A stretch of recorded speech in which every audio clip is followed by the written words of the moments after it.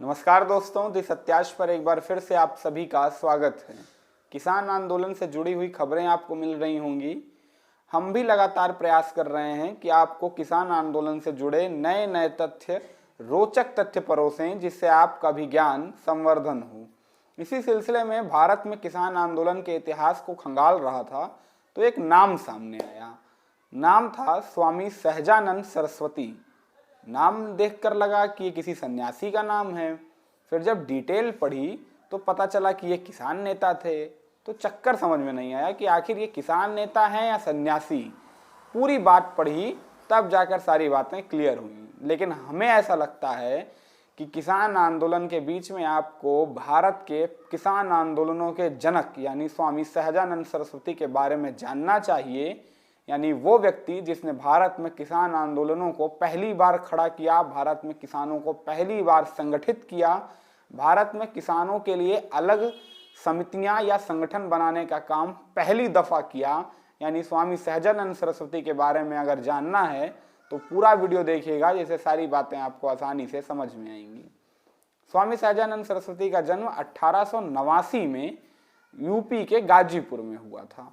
कई लोग इन्हें भूमिहार समाज का कहते हैं, कई लोग इन्हें कहते हैं कि ये भूमिहार समाज के नहीं थे, सिर्फ भूमिहार समाज के गुरु थे, इसीलिए इन्हें भूमिहार से जोड़ दिया जाता है।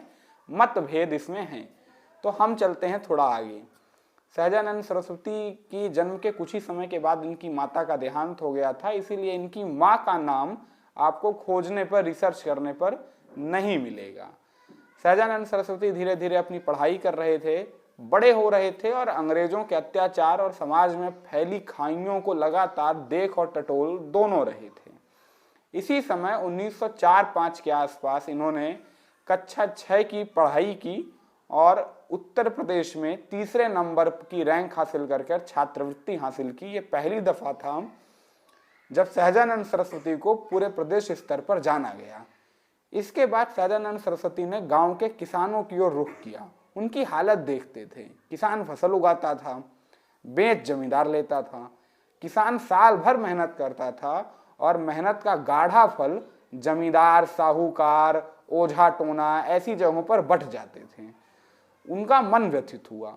लेकिन तभी घर वालों की तरफ से विवाह करने का दबाव बनने लगा। ये सामान्य घरों में होता है और वो तो एक सदी पहले की बात थी। लेकिन सहजानंद सरस्वती ने तय कर लिया था कि वो अपना जीवन समाज और राष्ट्र के नाम समर्पित करेंगे।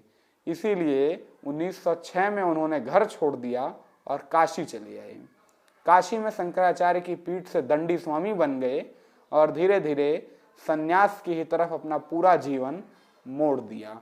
हालांकि काशी में शंकराचार्यों ने, पंडितों ने वहाँ पर कई बार इनका विरोध भी किया था कि आपको दंडी स्वामी बनने का अधिकार नहीं है, क्योंकि ये ब्राह्मणों को ही बना जाता है। लेकिन फिर भी शास्त्रार्थ करके इन्होंने उन्हें पराजित किया और फिर दंडी स्वामी बन के लगातार अपनी तप साधना में लगे रहे। इसी बीच 1918 आया, जब महात्मा गांधी ने चंपारण का रुख किया। ये चंपारण महात्मा गांधी की भारतीय राजनीति की शुरुआत और भारत में अंग्रेजों के दमन, भारत में अंग्रेजी शासन के अंत की शुरुआत थी, पहली सीढ़ी थी। और जिस आंदोलन की शुरुआत बना था किसान, यानी एक किसान जो अंग्रेजों की नील की खेती से परेशान था, जो दशकों की उस माल गुजारी व्यवस्था से परेशान था, जिसमें आप जबरन एक फसल उगवाते हो और फिर जबरन ये कह के कि ये फसल इसी चीज की है, इसीलिए उस पर डबल टैक्स लेते हो। किसान पर दोहरी मार थी। ना अपनी मनपसंद की फसल बो पा रहा था और ना ही टैक्स में कोई राहत मिल रही थी। दो तरफ से दो पार्टों में पिसता हुआ किसान ने जब गांधी को देखा तो उसको नई चेतना लगी। महात्मा गांधी ने राजेंद्र बाबू के साथ मिलकर चंपारण में आंदोलन किया और जिसमें किसान आंदोलन बिहार में जगह जगह नई चेतना के साथ फैलने लगे और हर बार इस चेतना के केंद्र में होते थे स्वामी सहजानंद सरस्वती। सहजानंद सरस्वती एक तरीके से आप समझ सकते हैं कि महात्मा गांधी के बिहार प्लान के मैनेजर थे, संगठन स्तर के। यानी कि वो व्यक्ति जो संगठन स्तर को लगातार मजबूती प्रदान करता है, वो व्यक्ति जो गांव-गांव घूमता है, वो व्यक्ति जो गांव-गांव घूम कर गांधी की संदेशों को, कांग्रेस के संदेशों को, अंग्रेजों के अत्याचारों को जनमानस तक पहुंचाता है, और किसानों को संगठित करता है। सहजानंद सरस्वती के इसी कारण से धीरे धीरे कई प्रशंसक होने लगे, प्रशंसक बनने लगे, उनके समर्थक बनने लगे। बिहार उनकी कर्मभूमि बना, क्योंकि बिहार में किसानों के साथ सबसे ज़्यादा शोषण होता था और अभी भी प्रति व्यक्ति आय के मामले में बिहार सबसे पिछड़ा हुआ है। ये सहजानंद सरस्वती के समय से चली आ रही खाई थी जो अब तक नहीं पटी है। इसके बाद कांग्रेस में शामिल होने के बाद कई राष्ट्रीय आंदोलनों में भाग लिया, जिसके कारण अंग्रेजों ने इन्हें जेल में डाला। जेल में डालने के बाद 1925-26 के आसपास वापस से किसान आंदोलन की राह पकड़ी और वो मशहूर नारा दिया जो आगे चलकर किसानों की टैगलाइन बनने वाला था, यानी कि जो अन्न धान उपजाएगा फिर शासन वही चलाएगा।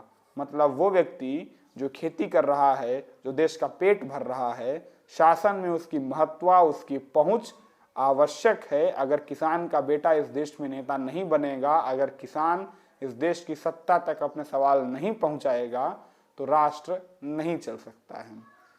इसके बाद गांधी का दांडी मार्च होता है।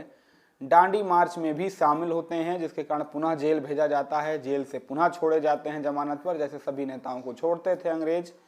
उसके बाद 1934 में बिहार में एक जबरदस्त बाढ़ आई। बाढ़ के कारण बिहार के हालात बहुत बिगड़े हुए थे और ऐसे बिगड़े हालातों में सुभाष चंद्र बोस के साथ सहजानंद सरस्वती ही वो व्यक्ति थे जिन्होंने बिहार के गांव-गांव में जाकर लोगों की सेवा की थी, लोगों की स्थितियों को जाना था। लेकिन अंग्रेजों ने द्वितीय विश्व युद्ध के दबाव के चलते ज़्यादा से ज़्यादा टैक्स वसूलने की ठानी थी, इसीलिए बाढ़ के इतने भयंकर प्रभाव में जूझते बिहार के सामने भी दोहरी टैक्स व्यवस्था के सामने लाकर खड़ा कर दिया। आप किसान जिसकी फसल तबाह हो चुकी थी, जिसकी फसल से उसे उसकी लागत मूल्य भी नहीं मिलने वाला था, अब उसी फसल पर उसे अंग्रेजों को 2 गुना लगान देना था। इसके विरोध में जब सहजानंद सरस्वती ने आंदोलन किया तो जमींदार आड़े आ गए, क्योंकि जमींदार अंग्रेजों से मिले हुए होते थे। ऐसे में जमींदार के लठैत गांव-गांव में घुस घुस कर लोगों को परेशान करते थे। जब ये बातें सहजानंद सरस्वती ने सुनी, तब सहजानंद सरस्वती ने किसानों को संगठित किया, उनको लाठी चलाने की ट्रेनिंग दी और तभी वो फेमस नारा दिया कि कौन लेगा माल गुजारी, मेरा लट्ठ है जिंदाबाद, और जिसके सहारे आगे चलकर ये पूरा आंदोलन चला। कांग्रेस के अधिवेशन में अखिल भारतीय किसान सभा का गठन किया गया, जिसके प्रथम अध्यक्ष के तौर पर सहजानंद सरस्वती ने आजीवन काम किया। इसके बाद बिहार को ही कर्मभूमि माना, बिहार में ही तमाम पत्रिकाओं का संपादन किया, जेल में रहते हुए किताब भी लिखी कि आखिर किसान का ऐसा हाल क्यों है। ये किसान पर लिखी किताब तकरीबन 7 खंडों में है और हर खंड में किसान की व्यथा आपकी आंखों के सामने आएगी। बिहटा में इन्होंने अपना आश्रम बनाया जो पटना के पास है और यहीं से ही अपना पूरा आंदोलन केंद्रित किया। 1950 में इनका निधन हुआ, लेकिन भारत में किसानों के संगठन के जनक के तौर पर स्वामी सहजानंद सरस्वती जाने जाते हैं।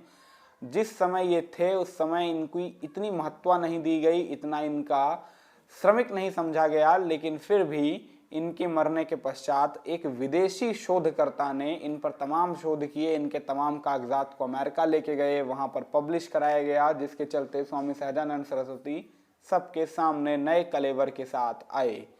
बिहार की सरकार ने अभी ताज़ा हाल में ही वहाँ से सहजानंद सरस्वती के तमाम कागजों को वापस बिहार वापसी कराई थी, जिस पर सुशील मोदी को अध्यक्ष बनाकर वहाँ पर अतिथि के रूप में आमंत्रित किया गया था उस समारोह में। और वहाँ पर उन्होंने ये ऐलान किया था कि आरा जिले में स्वामी सहजानंद सरस्वती की एक बड़ी मूर्ति लगेगी और ऐसे तमाम ऐलान किए थे, कुछ लुभावनी योजनाएं थी।